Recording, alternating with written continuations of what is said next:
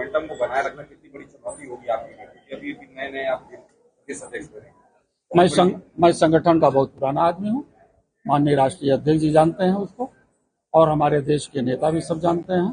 चुनौती है देश को, संविधान को बचाने के लिए।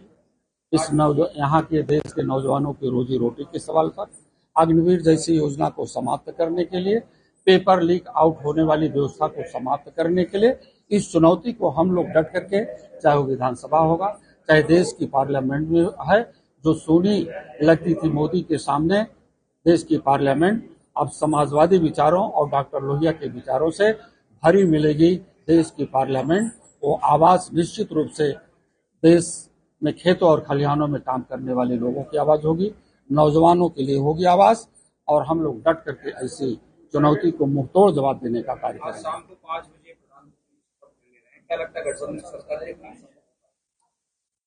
झूठ बोलने वालों की सरकार, जो इन्होंने 10 साल के बाद 48 साल का सपना देखा था ना कि हम 48 साल तक हुकूमत करेंगे और 400 के पार सीटें पाएंगे, तो देश के किसानों ने, नौजवानों से समझ लिया कि ये दोगुनी आय के बदले में इन्होंने किसानों के लिए काला बिल दिया, और काला बिल दे करके जब वो किसान अपने हित के लिए आंदोलन शुरू किया, तो उन्होंने उनके रास्ते में बड़े बड़े किले, बड़े बड़े भाले, और यहाँ तक कि बर्फीली हवाओं में चलता हुआ और जूझता हुआ किसान को ठंडे पानी की बौछारें दी गई।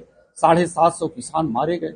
नौजवान जब नौकरियों के लिए फॉर्म डालता है, पेपर लीक का बहाना देकर के उनको नौकरी नहीं देना चाहते हैं, नौजवान फांसी के फंदे पर चढ़ रहा है, किसान आत्महत्या कर रहा है, वो सारी की सारी आवाज अब देश की पार्लियामेंट में चलेगी और उनका कोई झूठा वचन नहीं चल पाएगा।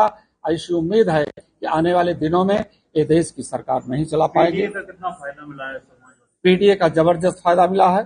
दलित समाज के लोगों ने भारतीय संविधान के लिए, बाबा साहब के विचारों को, डॉक्टर लोहिया के विचारों के अनुयायी लोग बढ़ चढ़ करके समाजवादी पार्टी के प्रत्याशियों को जिताने का काम किया। साथ ही साथ पिछड़े समाज के लोगों ने भी, चाहे किसी भी समाज का व्यक्ति रहा हो, किसी भी जाति का व्यक्ति रहा हो, धर्म से जुड़ा व्यक्ति हो, सभी लोगों ने बढ़ चढ़ करके पीडीए, माननीय राष्ट्रीय अध्यक्ष जी के स्वरूप को, जो पीडीए का स्वरूप उन्होंने दिया है, जिसमें सबका हित है, सबका कल्याण है, अगड़े में भी जो पिछड़े हैं उनके भी कल्याण के लिए योजनाएं हैं, उन सभी लोगों ने बहुत ही अच्छी तरह से समाज में राम मंदिर बनाया था। बीजेपी का बहुत बड़ा ये एजेंडा रहा और इसको चुनाव में बहुत ज्यादा बनाने की कोशिश कर रहा था। अयोध्या हार गई बीजेपी। यही तो भारतीय जनता पार्टी के नेताओं को खल रहा। समाजवादी पार्टी के राष्ट्रीय अध्यक्ष जी ने इंडिया अलायंस के अंतर्गत दलित समाज के बेटे को, अवधेश प्रसाद जी को, फैजाबाद से लोकसभा का प्रत्याशी बनाया।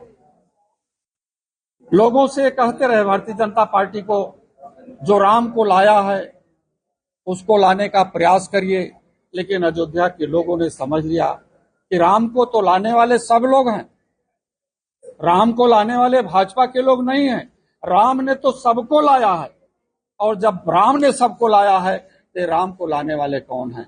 भगवान राम के उस पवित्र पावन धरती पर, जैसे रामायण में सेवरी के आश्रम में भगवान राम खुद चल करके गए थे, सम्मान किया था सेवरी का, उसी प्रकार से भगवान राम आदरणीय अखिलेश यादव जी के समाजवादी पार्टी के प्रत्याशी, जो संविधान का रक्षक, लोकतंत्र का रक्षक और ओबीसी एससी एसटी का रक्षक भगवान राम ने उन्हें बुला करके माला पहना दिया, स्वागत करवा दिया कि आप जा करके इस देश की पार्लियामेंट में भारतीय संविधान की रक्षा करो। ऐसे भगवान श्री राम के लाल अवधेश जी को देश की पार्लियामेंट में, अयोध्या फैजाबाद ही नहीं बल्कि पूरा मंडल का मंडल, बाराबंकी, आपका सुल्तानपुर, इधर अमेठी, अंबेडकर नगर, सभी जनपदों की जितनी भी विधानसभाएं थी, पूरी की पूरी भारतीय जनता पार्टी, वहां के किसानों, नौजवानों, महिलाओं ने मिलकर के साफ कर दिया।